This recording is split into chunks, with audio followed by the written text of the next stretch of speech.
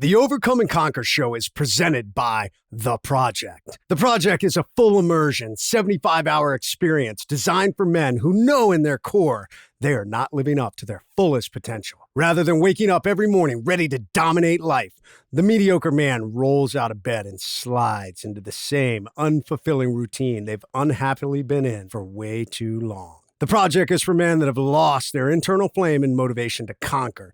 It's for men living an unfulfilling life that lacks excitement and purpose. Sound familiar? Then listen up. The Project is specifically designed to challenge you mentally and physically. We push you to the ledge of self-limiting beliefs and prove you've got much more in the tank. We kill the bitch and unleash the beast. We uncover the demons that hold you back and turn extreme pain into superpowers to dominate life. In the end, we turn mediocre men into modern-day knights. We forge a brotherhood and bond that levels you up as a better husband, father, and friend. But the Project is not for every man. In fact, it's not for most. For men who are okay with being in a rut and achieving less than their fullest potential, the Project isn't for you. If you're not willing to put in the work to fix what isn't working, the Project isn't for you. However, if you're done white-knuckling it through life, living one day at a time with no sense of purpose, and are willing to do what it takes to improve, the Project holds the key to unlocking the next chapter. Graduates of the Project join a brotherhood of modern-day knights and become the authors of their destiny. They have their fire reignited and reclaim dominance over their family, fitness, finances, and faith. If this resonates with you and you want to learn more, we encourage you to apply today at www.mdkproject.com/OC show. Everybody wants to be on top of the mountain. The problem nowadays is people want to get dropped off at the top of the hill and look down. It's that I overcome mindset that makes all the difference. See, the way we're taught is you're going to claw, you're going to scratch, you're going to bite, you're going to dig, you're going to do whatever it takes to get to the top of that mountain. That unequivocally is how I have managed to keep myself moving forward and finding success. 2 SEALs, 1 mission. The Overcome and Conquer Show. And welcome back to the Overcome and Conquer show. What a hell of a run. Dude, we've made it into the big leagues. You know what I'm talking about, Redman. You know it. Little Captain Ray. Tell me. We're in the big leagues now. What's the big leagues mean? Right here, my friend. You are part of it, and we now are part of it. Not only am I part of it, not only am I wearing the shirt logo, I actually got the damn thing tattooed on my hand. I saw yeah, that. you did. I was hey, like, and whoa. I gotta, and I'm just gonna say it right now because I already told you this. I called out the rest of the crew. I said, "Why does Ray's look so much better than everybody else's?" It's like a epileptic third grader, and no offense to any epileptic third graders out there, but it's like an epileptic third grader tattooed the rest of them, and then you had an actual tattoo artist tattoo you. And on a serious note, I actually am going to have Tony Franco touch it up. But if we have time later on, I will tell you the story about that with our gracious sponsor, Bedros. And I'm telling you this right now, it is hilarious. I mean, it's comical. Well, dude, I can't wait to hear it. We will jump into that, but we have made it into the big leagues because the Overcome and Conquer show is now presented by The Project. Boom. What is The Project, Ray? The Project is a 75-hour, all-immersive, literally mental, physical, and emotional beatdown, which is going to make individuals better from the inside out while, dramatic pause, we are actually building up your business savvy and sense because you're being taught by Bedros Keuilian and Steve Eckhart, who are both big 7-figure earners. Boom. I love it. So for anybody out there, you're going to hear a lot about the Project coming up. If you are a man that is lost in life, and there's literally, I'd be willing to bet, there's 330 million people in this nation. Mm-hmm. I'd be willing to bet there's probably 75 million men out there right now that fall in this category that are just lost. Our guest is one of them.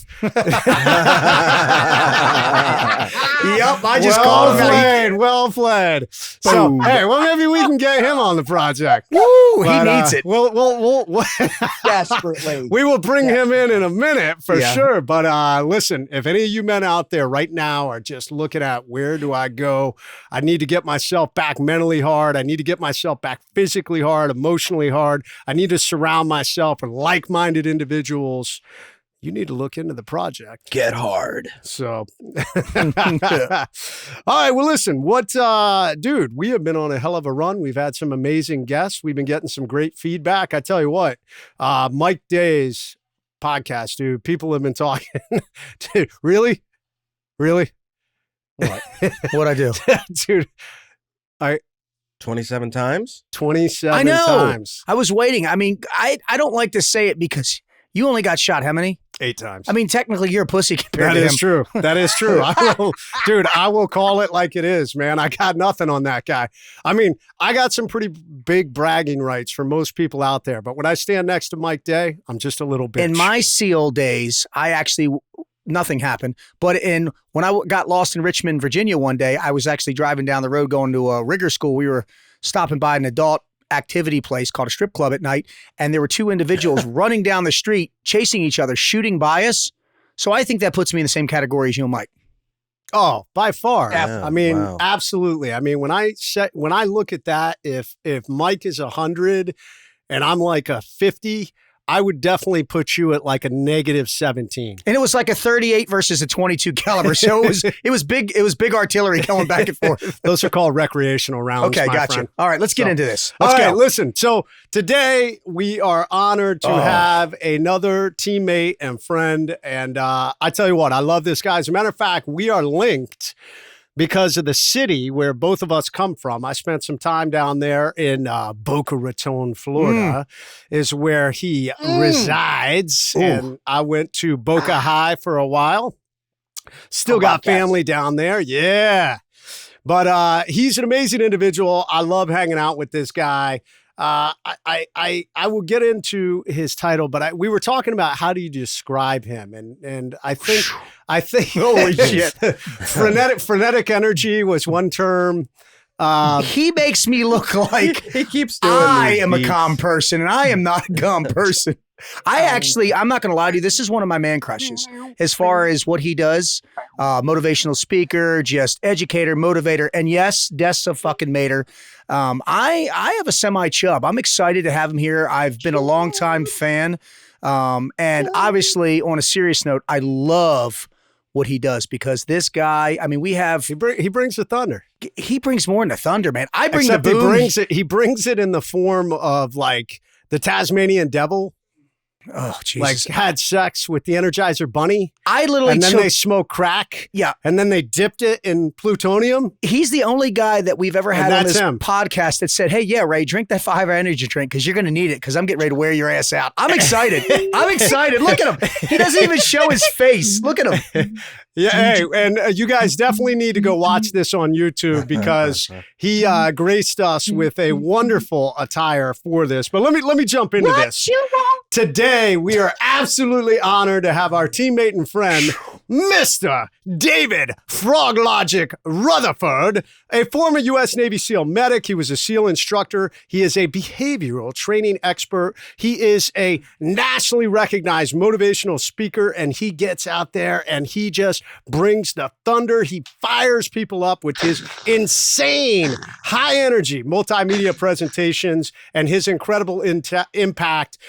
Companies speak about him coming in and firing them up on all types of topics, handling emotion, overcoming fear, masterfully balancing how to eliminate all those things, yet to be inspired to both eliminate and to be inspired from fear. So, ladies and gentlemen, it is my honor to introduce our teammate and friend, Blushing. Mr.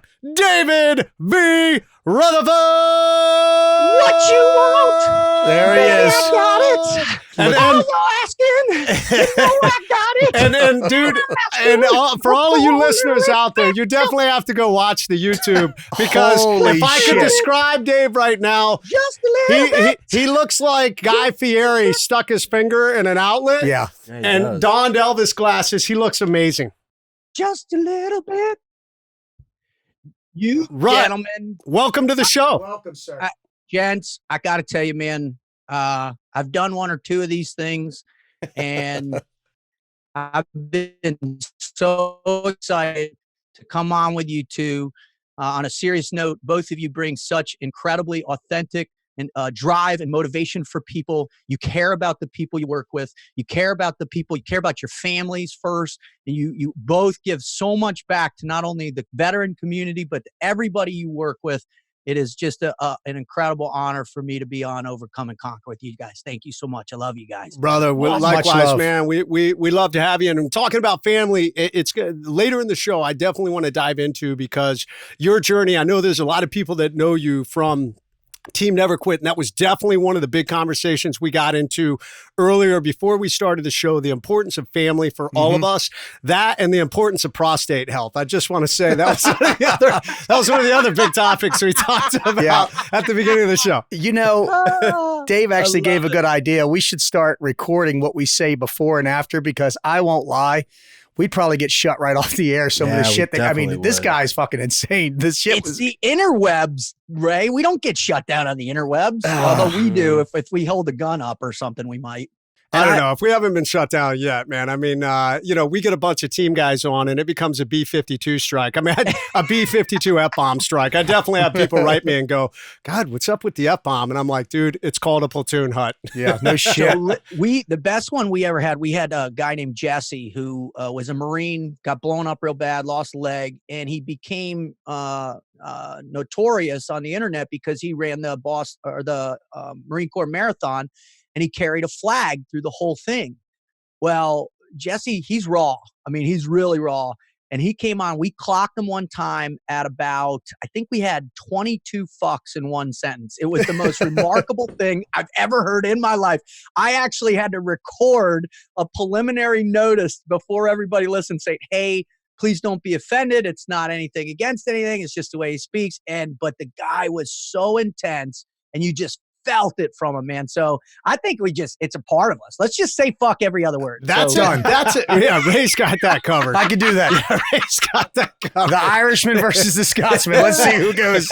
And I gotta say, I mean, you have to have a high level of appreciation for the beauty of the word and those who can use it and such. I mean, a guy like Jesse, 27 times in one sentence, like I would sit back and I would just be, as an individual who is an orator and that has nothing to do with oral sex. I just want to let you know that, Ray. Ray I saw your eyebrows suddenly pop up when I said that. Yeah, you got a little excited. I did. But I got a mirror, Dave, so I can see myself. As an individual who is a fan of the English language and how we string words together, I'm always impressed when you got somebody that can just utilize the F-bomb in such a myriad of ways. Well, Jay, you're a masturbator, man, and that takes a lot of great craft and it is talent true. to be able to. It is true. It takes a lot of skill, endurance, muscle control. I love it. Where are we going with this? Yeah, let's get into this. I don't know. All right, sorry. Producer Ryan is bringing us back on track. Don't drag us down, Ryan. So let's do it. All right, Dave. Hey, man, listen, let us jump in. I want to hear, what have you been doing?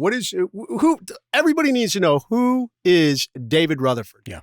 Well, it's funny, man. The older I get, I try and simplify that more and more and more and more. Like you said, I really tried to take the warrior mindset that was such a part of my life for so long and put it in a place now where I can put the ruck down. Mm-hmm. And so my big focus in life now is to move over to this kind of teaching component in my life. That's really where my focus is. I want to get out there. I really want to try and let people know in all walks of life, all backgrounds, that, hey, man, you can have strength, but you can also have empathy and compassion. You can also let love be one of the great focal points of how you live your life. In a world that's constantly, perpetually being inundated by the negative insurgency, I call it. That we can rise above that and love each other. Mm-hmm. We can share with one each other. We can care for each other, and we can walk the way together. And that's really what I'm trying to do with my life now, man. And you are doing it, brother. You are and have been doing it. I mean, seriously, you are. I like to use the term paving the way for, You know, I'm trying to follow in your footsteps, brother. You know, I've talked to you God bless you, offline brother. many a times for some advice, and man, you are doing it. So my captain's hat's off to you, brother. Well, the cool thing I saw lately is, you know, and I know what that transition is like, going from the work you were doing to coming out and trying to find that pathway. Yeah. Right. Because listen, we're so pre-programmed. We're so wired for this one style of living that when you finally, like, you know, you set that bulletproof vest down and you're making that big leap, it's tough to find what is going to make you have that meaning to backfill that identity.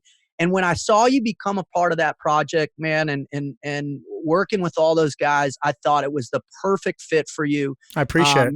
You really are going to make a huge impact on all the men that go through that. You bring such a powerful positivity and drive to it, man. It's just, I'm so happy for you, and I wish you all the best on it, man. I appreciate it, brother. And a little trivia here, most people don't know this.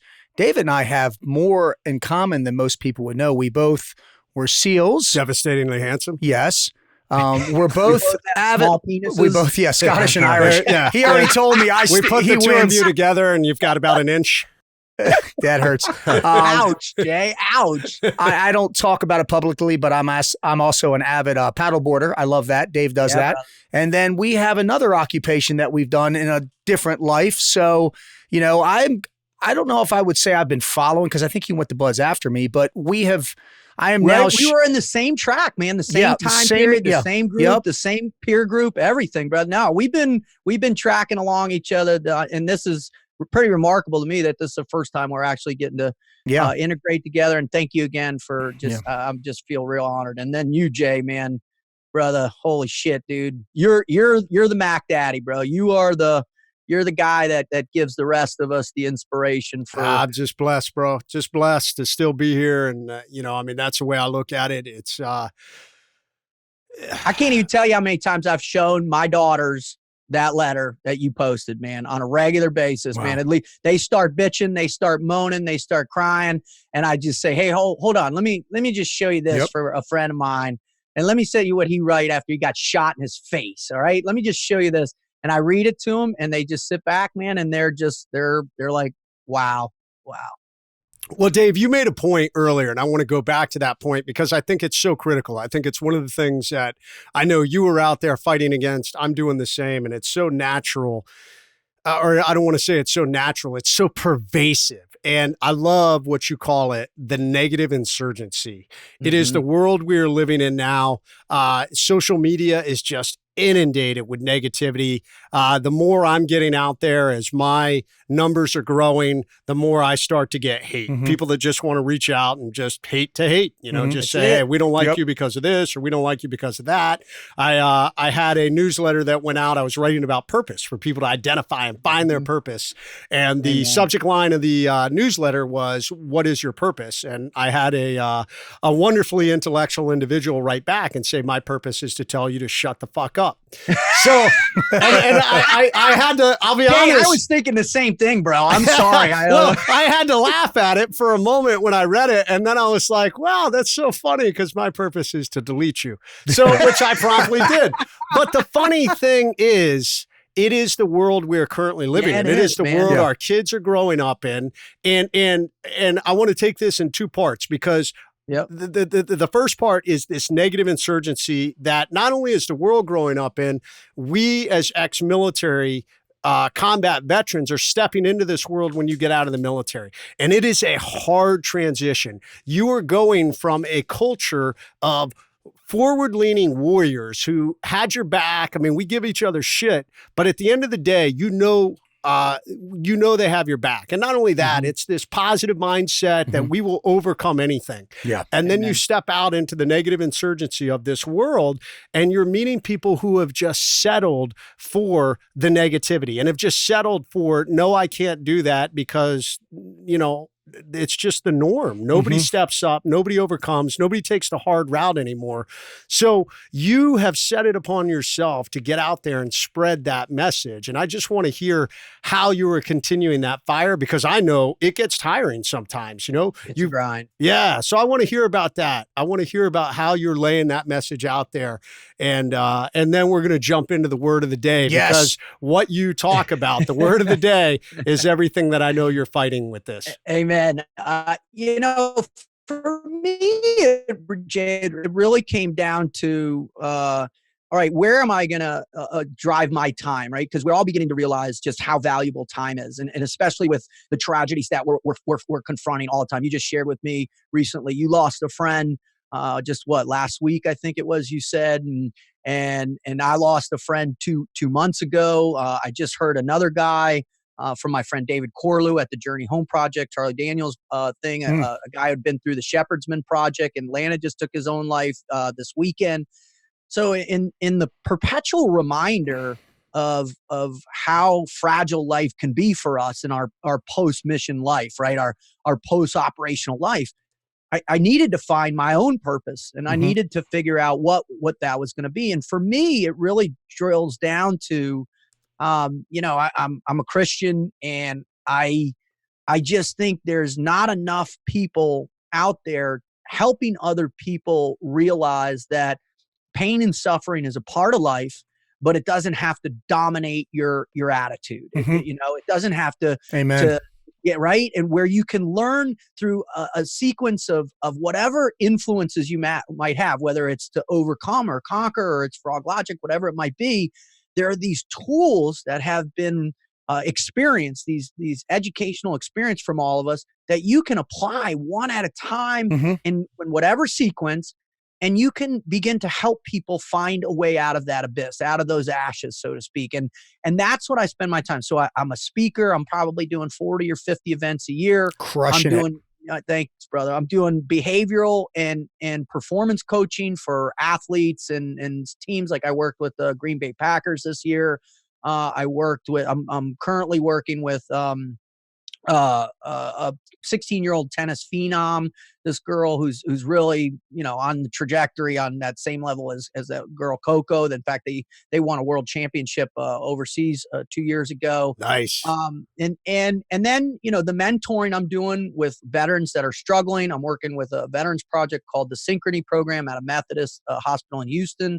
And then the podcast for sure. And that's my focus, is to try and deliver content in the midst of all that negativity, in the midst of people and their cultural indoctrination towards chopping each other down, to somehow provide a little bit of light through that beautiful concept called love, that simple thing that every one of us possesses, that we're born with, that all we got to do is just, wake up, take a breath there, check out our opposable thumbs, and say, you know what, today I'm going to decide to spread love instead of hate. And it's that simple, man. It is. It's a choice, man. And that's what I tell people all the time. You have a choice on how you're going to deal with the negativity you encounter in your life. And you can lash out at it, or you can choose positivity and bring that back. So, I mean, think about how many times just in our operational careers where we would be in that collective mindset that was a necessity, right, for the violence that was being asked of us, right? We go down range, we've got to be violent men. We've got to deliver that intensity because of what we were facing, the commitment level of that enemy that we're facing day in and day out. But you cultivate this drive within that focus, that determination, that commitment to one another. And then all of a sudden that mission is gone. Man, there's a lingering negativity within us too, right? We've learned this violent attitude. And so to replace that with a mission orientation that's supposed to help people that can't help themselves, man, for me, for the first 6 or 8 years, I was so frustrated because I was like, why don't you get this, And it ultimately drove a negativity in me. And thank God, I was able to, meet an old mentor of mine who's actually was the headmaster of the school I went to. You went to Book, I went to St. Andrews. He was the old headmaster. His name is Reverend Andrews.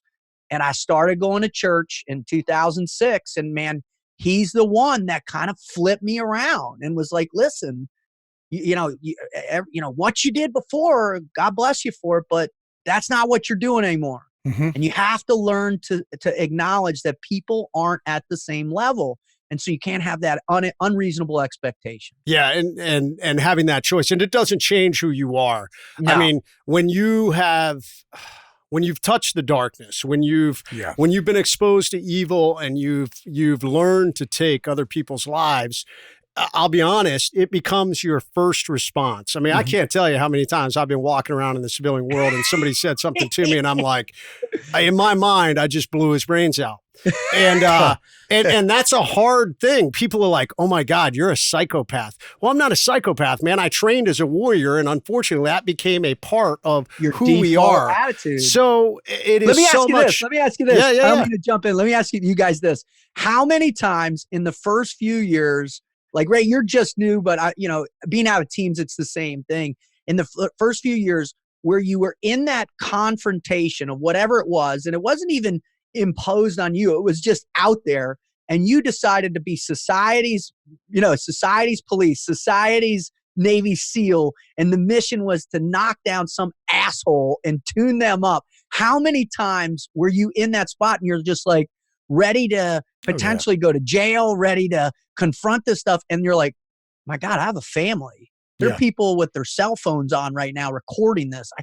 I work with children, for God's sake, and I'm about ready to tear this kid's head off in public. I mean, multiple times. And the thing is, we take that lifestyle and that mindset for granted because you grew up in this warrior community.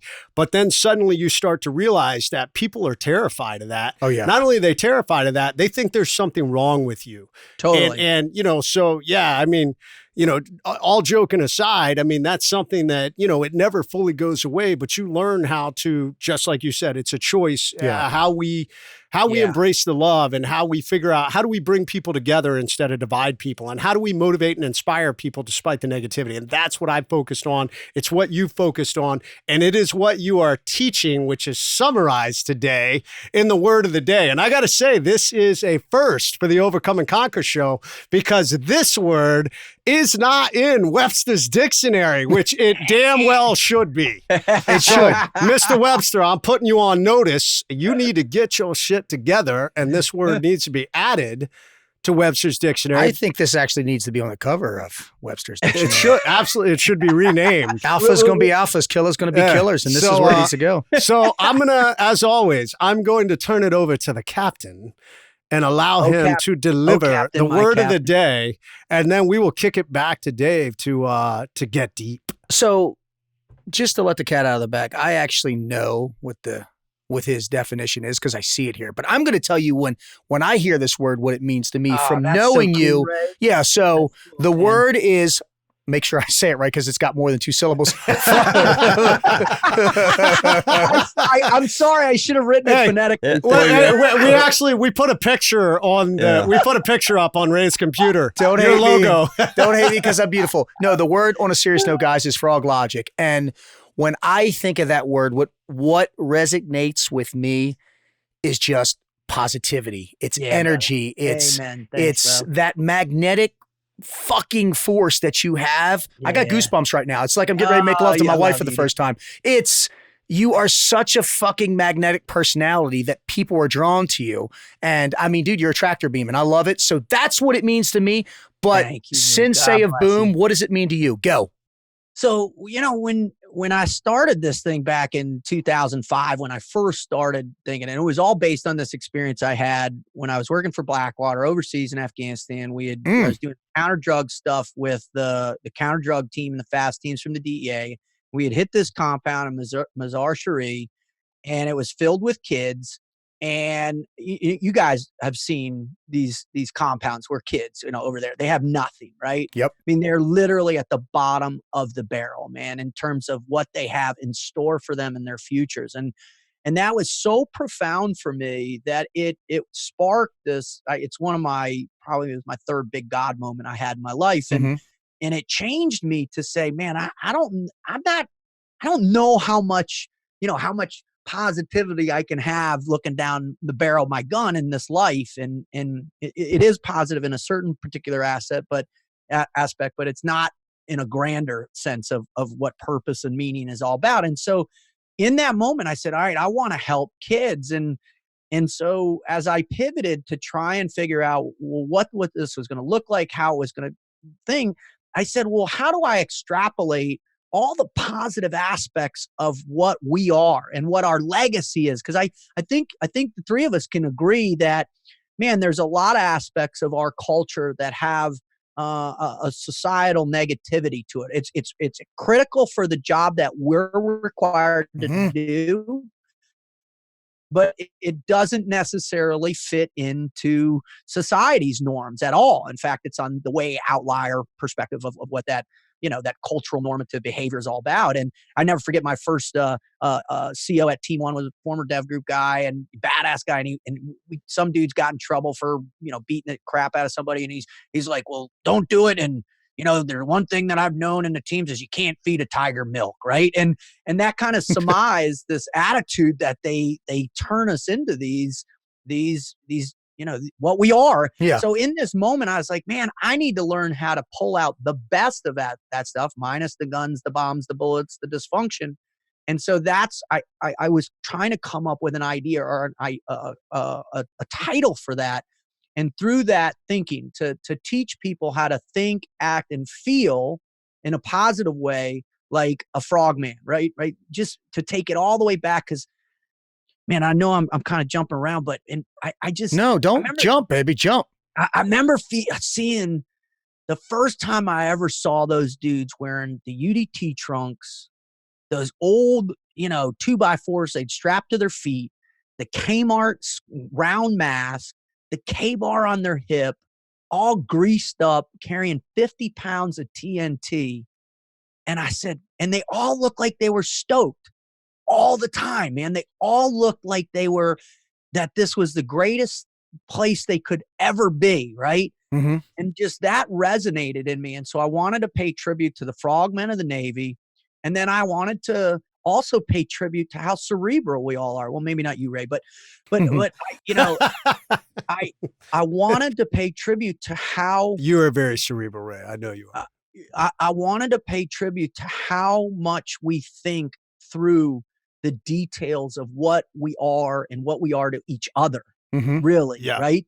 It's what we are to each other. I spent more time thinking about what I meant to my best friends, to my teammates, to my swim buddy, to my shoot buddy. I spent more time thinking about that than anything else I thought about in the SEAL teams and afterwards on in contracting too. And so I wanted to bring that cerebral aspect to the tribute of what it means to think, act, and feel with a positive twist to it. This idea, this mentality, this philosophy of living or thinking. And I titled it Frog Logic. I love that. That's awesome. So I'm going to cut you off. God, do you want to respond? But I was just going to say, because I think I know where you're going. I was just going to say, so Dave, obviously this didn't all come. You guys read each other's minds, dude. That's so awesome, dude. Well, I know this didn't just come to you. Yeah. That there was like all of us, there's an evolution of who we are. Yeah, and this idea of frog logic, this idea of this team mindset didn't happen overnight. And I think that's where Ray was going to go. Yeah, it didn't happen overnight. So, remember I told you we've been following each other's footsteps. So, I talk about me in college having that moment with God. We have a lot more in common than people think. And this is true. We both played the same sport in college. Yeah, man. We both played lacrosse. Yeah, brother. We do know that my awakening happened in college, a night of looking in the mirror and what I saw was my father. That came to you, if memory serves me correct, during, your last semester or quarter of college, you were on a destructive path, which is something that I can relate with. And you had that moment of clarity, which, correct me if I'm wrong, mine happened while looking in a mirror. Yours happened while looking in a laundromat, right? You're while walking this. So my dude. fucking question is, and this is a deep question, is explain how that darkness led to the light. Because with me, I looked in the mirror and I saw my father. If you could go back in time when you looked in the mirror, what did you see? And then, obviously, how did you change your life around? Because there's a lot of people that are in that stage of their life right now that need this direction. Great. Thank you, for just, it means the world to me that you know that story. And I just appreciate you so much, Ray. And I just, man, you're phenomenal. And when I think there's always a moment when we're in our darkest place that we're trying to find light, right? We're yearning for it. We know it's a part of it. And so for me, as I was staring into that laundromat, and for me, those moments were times where, because I was an art major with a minor in poetry, and I'm a hippie who can kill you, right? And those moments for me were times where I would, through my writing or my drawing, that I would kind of ease the suffering that I was in. And it was the suffering of failure, right? I felt like a failure. I'd been kicked off the lacrosse team. I didn't realize my dream of playing football in college. And so it was in that moment that I really saw the hole, the emptiness. Dave. Yeah. Hey, man, can we back up just a little? Sure. Because I'd love to get into, I'll be honest, the downward spiral. I am a big fan of just exposing the warts, because right now there are young men and even middle-aged men that are listening to this that are on that same path, that are lost right now, that are looking in a mirror going, where do I go with my life? And I talk a lot about this, those the end moments, which the reality is, if you're willing to buy into it, it can become a new beginning. And you had one of these moments. Ray had one of these moments. I've had these moments. So I'd love to hear that downward spiral when you finally hit that moment when you were like, it is the end. Where do I go from here? Yeah, absolutely, brother. Absolutely. For me, like, I'd started playing football when I was 4 years old, and played, some years I played on both a high school team and Pop Warner for, 2 years there. And that was my thing, man. I was a quarterback. I went to, 4 or 5 quarterback clinics, camps all around the country every summer. I threw 500 footballs a day. And that was my dream. But at St. Andrews, my senior year, we went 0-10. And I didn't get a single offer, a single look, nothing. And so I opted to do a postgraduate year at a school up in Connecticut called Choate. And I was looking at about 6 other schools, and it came down to this guy in another place called Lawrenceville. And the Lawrenceville coach was this guy from the 1940s running a crazy single wing teak nonsense. And then this guy, Jim Erzik at Choate, was like, man, I'm going to throw the ball 40 times a game. I'm like, bing, bing, bing, bing. So I'm going to go there. I show up, and he brings in another quarterback too, this guy, Mike Gerber, brilliant, unbelievable guy, former congressman from up in the Philly area. Guy's amazing guy. And we split time. Now, we ended up being the best team that Choate's ever produced in the 110-year history up to that point, in terms of we undefeated, our score margins, how we demolished other teams. But he only wanted to go to UPenn because his dad had gone there. So he got in UPenn, but I wanted to go D1. So I only got D1 AA offers. I got a bunch of D3 offers. And so what I figured, I was the national representative to the national high school all-star game for lacrosse the year before. So I figured I play lacrosse. We won a New England championship. I won a state in Florida, then a New England championship there. So I got recruited to play lacrosse at Penn State, and I figured I'd walk on. But when I got there, the freshman quarterback was a guy named Kerry Collins. And Kerry is this specimen of a human being. I mean, he was just, God, he's played, like Ray. Yeah, but much taller and much more more handsome, articulate, a little more intelligent. Pretty much better at everything. Okay. I got frog logic, so I made big steps today. And Kerry never had frog logic at all. So there was no way I was ever going to play, or at least start. And what we do as children or young men is we cultivate a concept of what we imagine masculinity to be, right? We conjure up, and our influences come from the books we read, TV, from social media now, from all these places, from our fathers particular, right? And what we believe we're supposed to become, or who we are. And so, this idea that I was never going to be the starter, and that I'd always play a backseat to this guy. And what I didn't even realize, that just being a part of that team would have been an epic experience, right? They were one of the best teams in the 4 years. I mean, Keyjana Carter, Bobby Ingram, Kyle Brady. I mean, these incredible guys. And I quit. And it was the first thing I'd ever quit in my life. And that failure shattered me. I mean, it shattered me, Jay. I lost all my self-confidence. My fears exploded into these very unrealistic fears. I had no direction, no meaning. And so what did I do? I climbed in the bottom of Jack Daniels and abused drugs, and didn't go to class. And, I'm very blessed though. My parents, my father had experienced not quite as damaging, and while he was at University of Michigan back in the day, but he gave me space to kind of figure it out. And so although I wasn't going to school, I was consuming as much as I could in terms of reading. And I read, what he had done when he had gotten kicked out of Michigan for a semester for intellectual drifting, the only person in the University of Michigan history to be expelled for intellectual drifting. And he went to a junior college. That's a hell of a term. Yeah, they made it up. Right? He made a list of 100 of the classics, 100 classic books from the Iliad to Tale of Two Cities, you name it. And so I did that same thing. I read through all 100 of those. I went on to read every philosophical book I could read. I read theology. I read it all, everything. I read about my favorite artists, art history, and I read poetry all the time. And so it was in that I saw there's a consistent reality to every human being's life. If you want to amount to anything, you have to be willing to accept pain. Mm. And I like that. Yeah. Holy shit. You have to. And I had never had pain. I was from Boca Raton, Florida. I had a fucking silver spoon in my mouth, since I was a little kid. And I'd never known pain. But now my pain was, I didn't have what it took. I didn't think I could ever become the man that I had imagined I needed to become. And I had this profound fear of death. I had this profound fear of facing fear, of understanding it.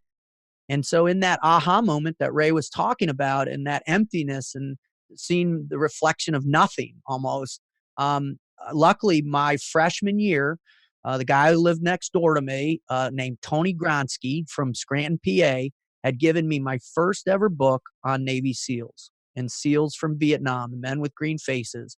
And I knew all about Green Berets and Rangers, and from the time I was like 12 years old. And I was the kid that had all the best Army gear, the best face paint. I knew how to do tiger stripe shit. I knew what MACV SOG was, man. I was that kid wearing the ninja uniforms, playing crazy ding dog ditch all over the place, right?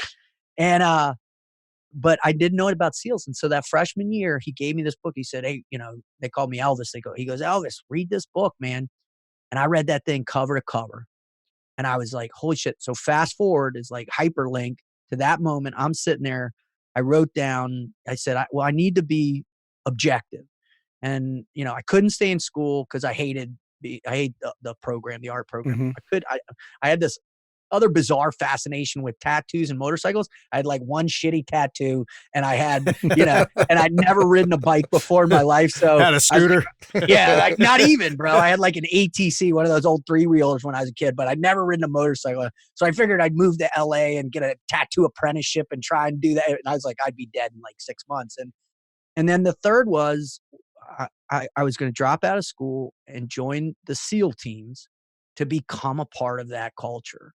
And it was because I knew that was the one place, the program, the culture was so focused in delivering and applying that pain that was what I needed. That was the anvil I needed to be beaten upon.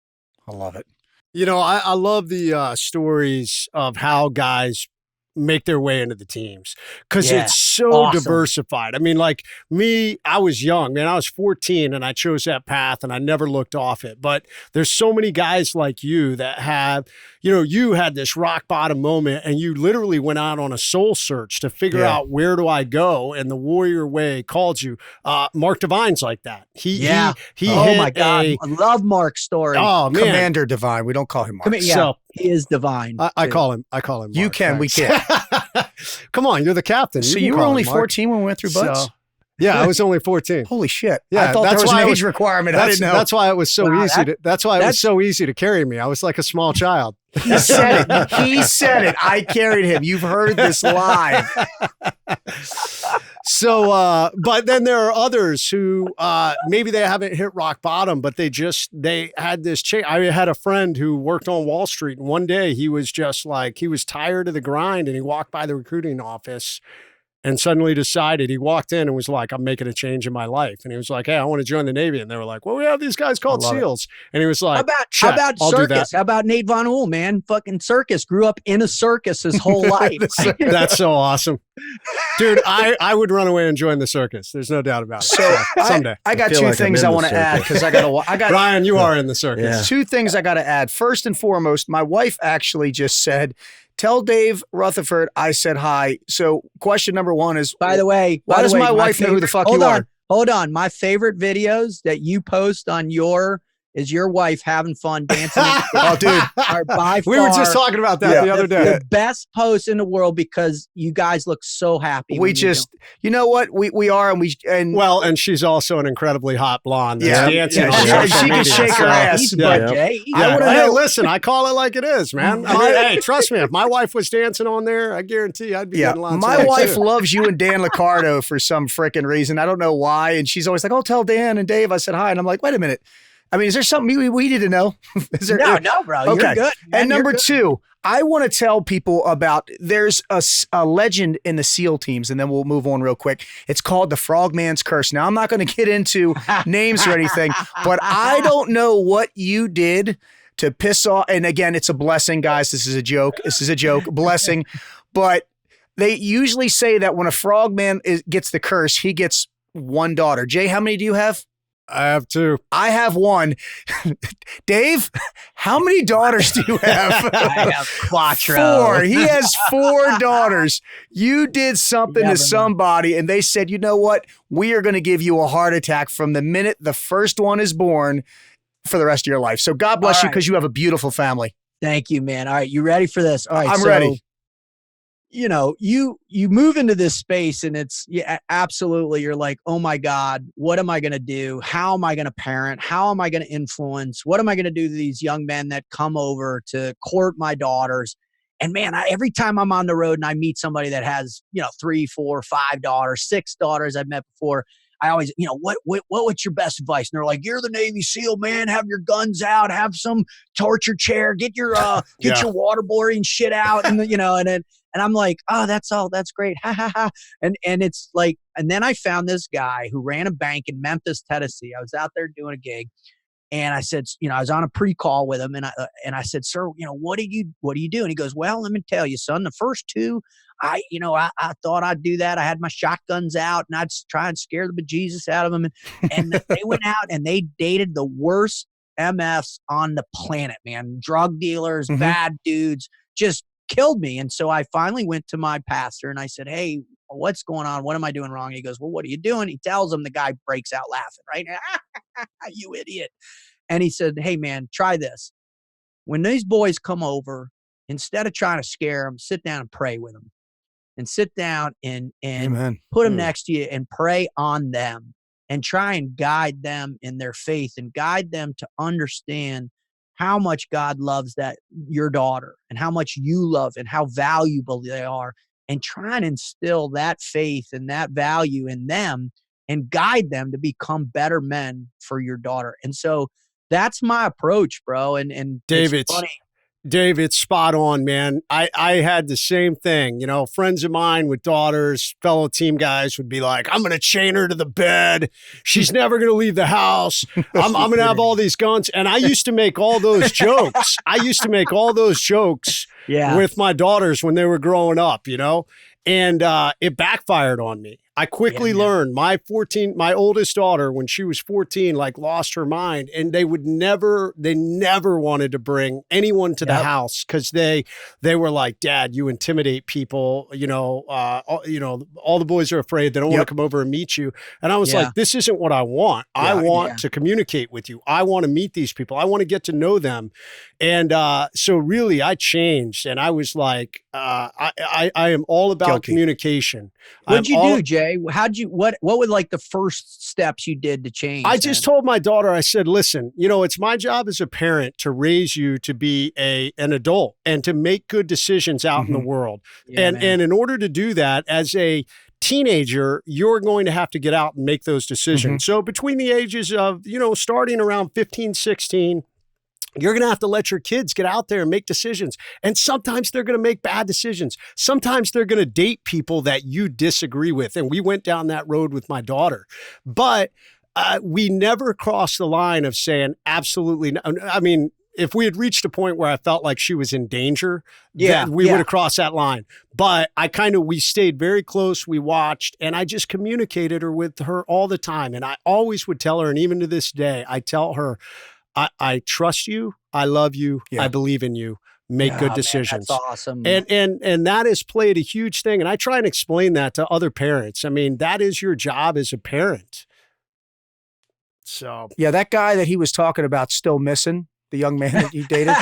But my daughter's 11 and doing the same thing. She's starting to like boys, and she doesn't feel comfortable talking to daddy. And me and my wife actually sat her down and said, listen, I tell her, daddy is the first and hopefully your last line of defense of who you can trust as a man. And I'm trying to teach her the qualities. And, I open a car door for her. She expects that, a boy should bring you flowers. He should do this and that.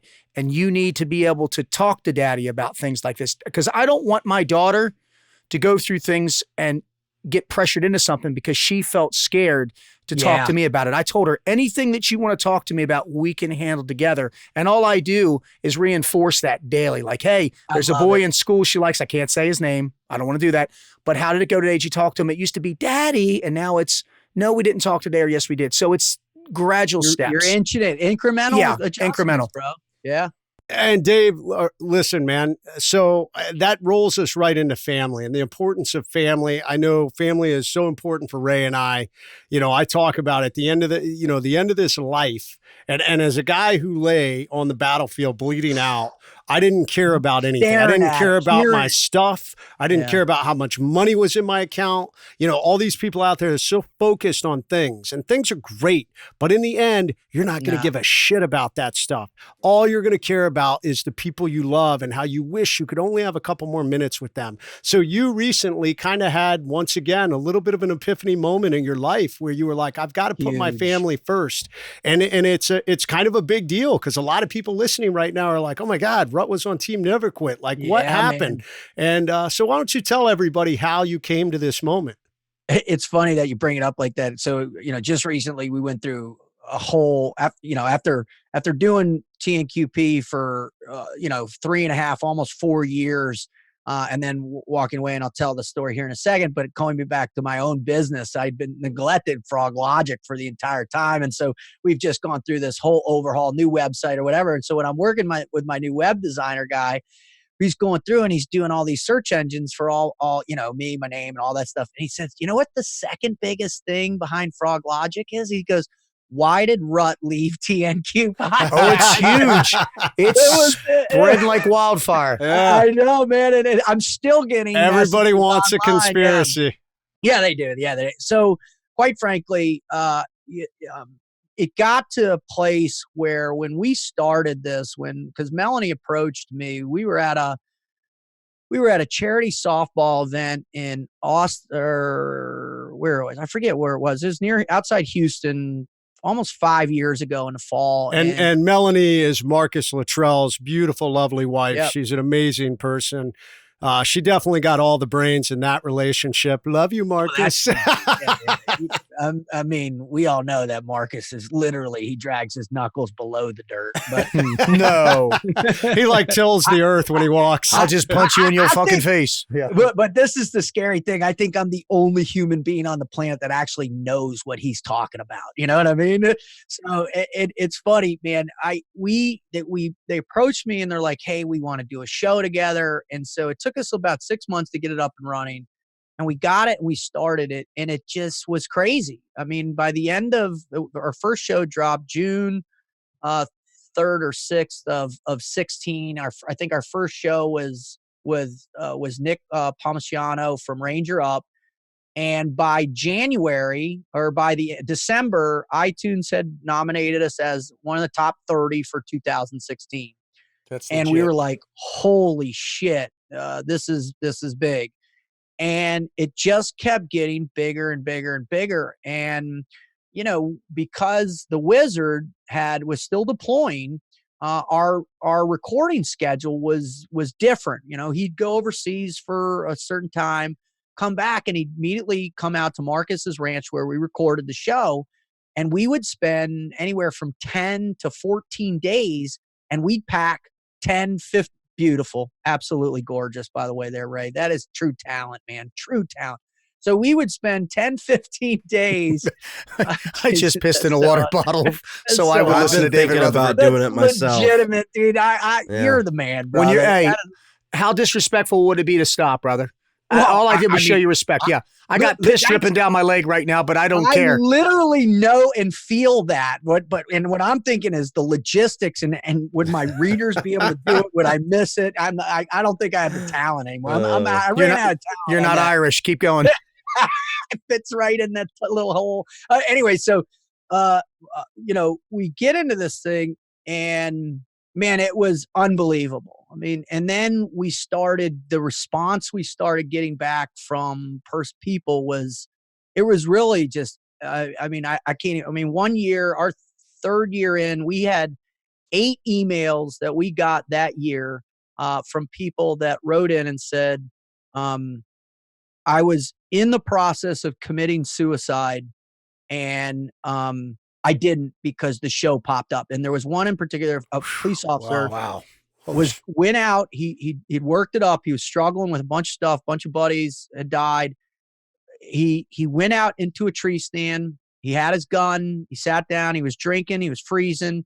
He pulled his gun out. He was about ready to do it. And he had the show on alert when a new show would drop. And all of a sudden it pops up and starts playing, and the guy doesn't commit suicide because he listens to the show. And so we were receiving these things, and it was unbelievable. Because of this training schedule, because of the Wizards training or deployment schedule, we would literally I'd go for a week and a half, 2 weeks at a time to get all of our episodes in that we could drop. And then, right before he redeployed, he'd come back. We'd do the same thing again. So it worked out to where I was spending almost 3 months a year in Houston recording the show. Wow. And because, with my speaking schedule as well too, doing 40, 50 a year, I hit a point where it was like I wasn't home. And so almost 2 years ago, I met my fiance at a school function, fell madly in love. She has 2 daughters. I have 2 daughters. They moved in a year ago, November. And next thing I know, the month they moved in, I was gone for 3 weeks out of that month, and it hit me. Yeah. It hit me like a ton of bricks. And it should have. Yeah. And it should have. I get you, brother. That's why I stopped doing, we had this conversation before. I stopped doing what I did. And I love it. You know what? I love that you put family first, right? My 4 F-bombs, family, fitness, finance, faith. But on that note, I got to ask you something. Ray, faith needs to go first, buddy. Well, I use faith as believing in myself and religion, but I put it at the bottom because it's the foundation of everything that I stem off of. It. So Belay I do it. My last. Yeah, it's the root to my tree of my family tree. That's why I do that. Yeah, so you want to try to get a little intellectual contact. You said he wasn't as smart. You said he was. You said he was a knucklehead, He's dude. a sleeper, bro. He's a sleeper. I just act pretty, but I'm smart. He just hides behind that shit. So I want to ask you something, okay? Team Frog. I can't say it. Your company is taking off. Team Frog Logic, okay? Yeah. You are fucking crushing it right now, and you are focusing on your family and your company right now. Can you close in about a minute? I want to go over your 5 components of Frog Logic because I know what they are, and I want you to briefly touch on them so the audience knows who you are, what you're doing, and how you plan to implement this into what I like to say, just the world of your boom. So obviously, forging self-confidence. Let's start with that real quick. Go. You got about 20 seconds. Tell me what that means. So forging self-confidence is a way for people to recognize that every day that negative insurgency is going to pummel them, whether it's rejection, whether it's getting shut down in a sales call, whether it's a relationship, whether it's not meeting their physical, mental, spiritual requirements. So we have to have a process to rebuild it every day. I love it. And so it's 8 missions in order to rebuild that that whole thing and to get you back and have that self-confidence. So when you do face those great challenges, you're not randomly hoping on an old Motley Crue song or an old GNR song for your motivational triggers. You actually have a focused approach to get back in, right? It's a lot like when you in the project, you guys have a series of a sequence of events. Mm-hmm. And Jay with getting off the new stuff, he's coming out with his new book and getting off the X, man. It's the same concept behind that, to give people a step-by-step process, mission orientation in order to forge that self-confidence. Okay. Number 2 is, I think the three of us can understand this. Live the team life. Can you expand on that? Yeah. So when it all started, the self-confidence piece was first because I wanted to work with kids ages 8 to 15. And then when I went to work for the client, is and for 2 years I trained, case officers to go overseas. And in them, it was like, initially it was like, man, I thought I was going to teach them. And then they started teaching me, and they taught me how to be more cerebral in terms of how people on an individual basis relate to themselves, to their various cultural orientations, right? And that's really where we're the most vulnerable, because I got to work with these insane interrogators, and these guys were like, all right, you don't shove a gun down somebody's face in order to get the information. What you do is you befriend them, develop rapport, and then you pull the pieces apart, right? You pull the strings of what really makes us tick as human beings. And so the core root of all that is our team orientation. And we feel that like it's second nature.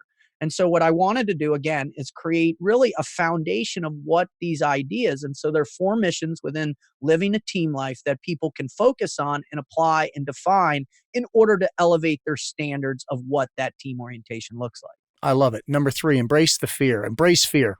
So when what happened was I developed Frog Logic, and I had developed or forging self-confidence, and then it was team life. And then when my second deployment, overseas, I was doing onesies, twosies when I'd come home. And I remember doing an event, and somebody it was like this question: were you afraid going overseas? Were you afraid? And, my initial response, and typical one, was, yeah, you try driving around in a countryside with 25 million landmines in a dune buggy, you're going to be afraid, right? Somebody shoots at your head, you're going to be afraid. There's nothing you can do. Fear we're wired for it. It's a part of us existence. And I had that biological knowledge from being a corpsman, right? I understood the limbic system. I understood why the functionality of the amygdalas, how they work through, all the different components and regions of the brain, how they can override your prefrontal cortex. And so I was like, but we don't spend any time in our lives actually learning and understanding what our fear really is, where it comes from, and how to manage it, right? Because that's what really managing the pain of life is about keeping fear in a way to where it doesn't destroy us, but it actually becomes those driving forces. Your father, my emptiness, Jay, deciding early on, this was what I needed to do. This was my career path. If I didn't do it, I wasn't going to achieve this in my life. So all those are rooted in fear. So I did a truckload of research for about 3 years, and came up with the 5 missions to learn how to embrace your fear. Number 4, the 4th component: live with purpose. Oh man, and to caveat of Jay's earlier statements. There are 2 main questions we have to ask ourselves on an ongoing and regular basis. And I learned this from one of my favorite books in the world is Man's Search for Meaning by Viktor Frankl. Yeah, great book. And when you are in a concentration camp in Auschwitz or Dachau, where he ended up, you're decimated of all preconceived notion of dignity, of relevance, of meaning, of anything, because you're just surrounded by mutilation and evil and chaos and all this stuff. So, but he was able to, forge through that nightmare, really the darkest component of our existence by love, right? And that became his purpose, was to find and figure out who he loved, what he loved, how he loved, and to never let that go. So that led me on to say, well, and people all the time were like, why would you run into gunfire? Why did you do it? And, my answer was always, that was our purpose. That was what our meaning was. But when you don't have a mission like that, what are you supposed to do? And so I said, all right, well, how do we get people towards recognizing that, even if they're not sure which pathway to follow in life, as long as they set out on the journey and they root that journey and they step with love every day, they'll eventually find that purpose. And that's why there's 5 missions to learn how to live with purpose. Amen. And number 5, the last one, team culture. Yeah. So this has been the big buzzword over the last, and I'm sure you guys hear it all the time with, working with different organizations or who you're working with. We want the culture of the Navy SEALs. How do I turn my guys into the Navy SEALs of this, right? How often, and the joke is, oh, that's easy. Just give me, a telephone pole, a boat filled with ice water, and let me beat the holy living shit out of you for 7 straight months. Right. And that's just not realistic for anybody in any way or any shape or any form. But yet culture is the essential component. And so I said, all right, I don't really know that much about how culture evolves. So I found this brilliant guy named Dr. Gert Hofstede, who's this Dutch guy. And he's interviewed over 10,000 organizations in every country in the world. And he wrote this really brilliant book called Software for the Mind, right?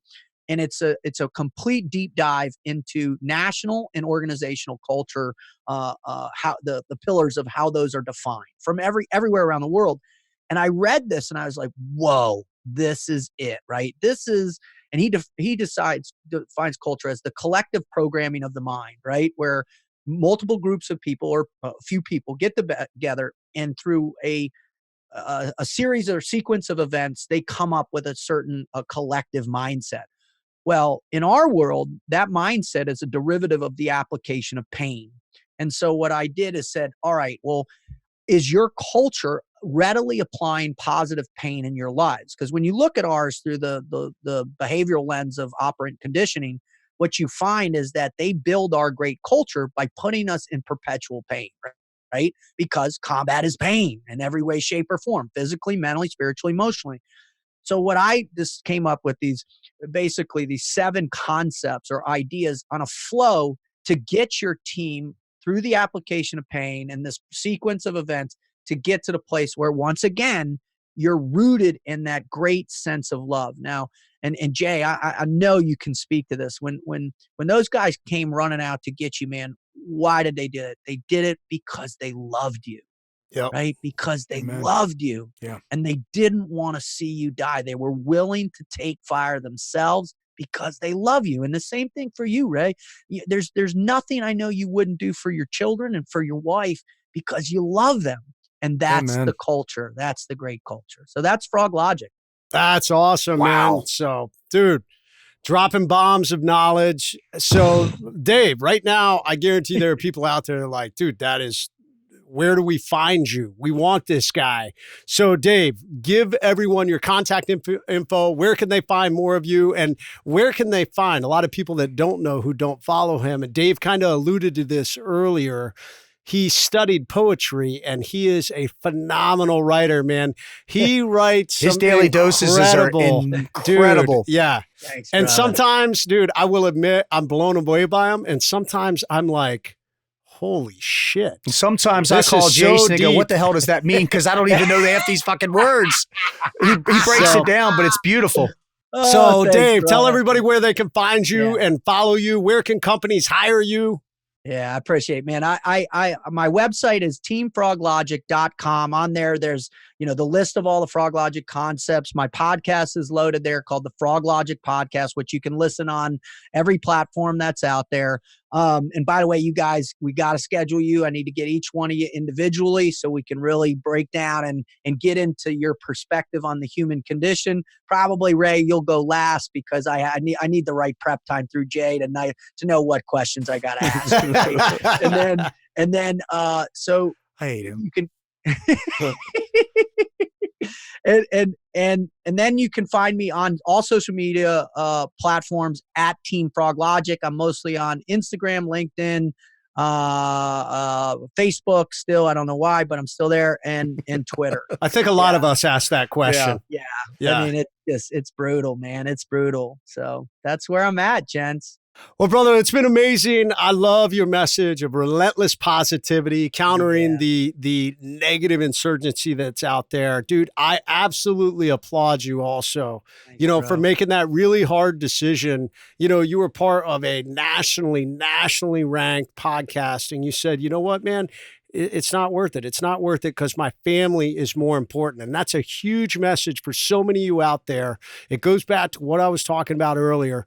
None of that shit, none of those accolades, none of that money in your bank account. All those things are great. But if your family's not there with you, it ain't going to matter in the end. You don't have anything. And what the beautiful aspect of it is when I told them, what's remarkable is Marcus still texts me, about once every couple weeks, and he's going, just checking in and for a long time, I was very worried about launching my next show. I was very worried about what people would think and whether or not they thought there was a feud or some craziness.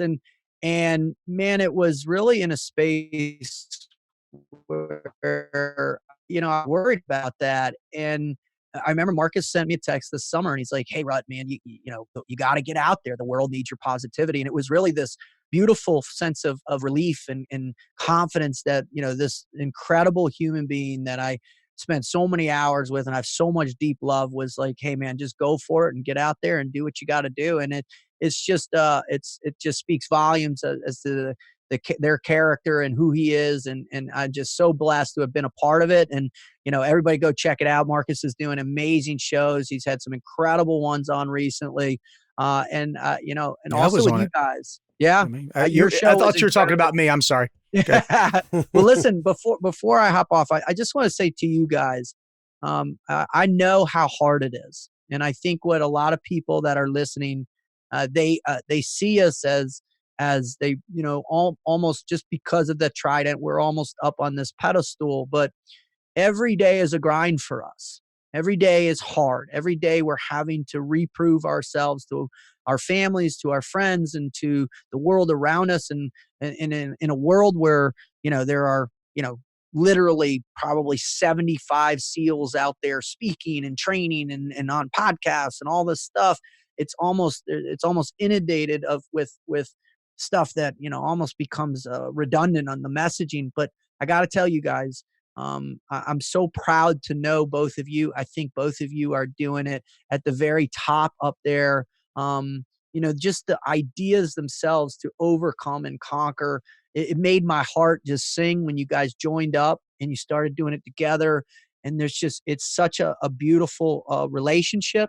And it also inspires me every day to keep driving on. And it's worth the fight. It's worth the haters. Always. It's worth it to just get out there and to spread that message of positivity.